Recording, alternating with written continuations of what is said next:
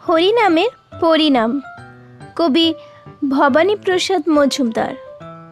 আমার পাখি আজব পাখি, করবে হরিনাম। দেখে যান গো বাবু মশাই, 100 টাকা দাম। এই ছেলেরা চুপ করে থাক, করিস নে শোরগোল। বল তো পাখি বল একবার, বলো হরি বল। সত্যি পাখি বল হরি বল, বলেই দিল জোরে। বংশীবাবু 100 টাকায় নিলেন খাঁচা ধরে। বাড়ি ফিরেই সবাইকে জড়ো করলেন ডেকে।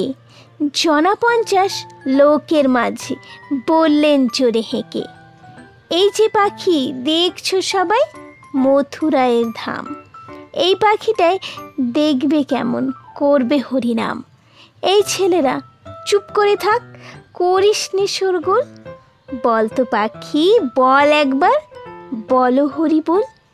পাখি কিছুই বলে না তো, চুপটি করেই থাকে।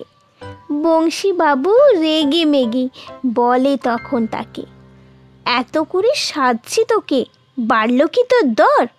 দোহাই পাখি বল হরি বল, নইলে খাবি চড়।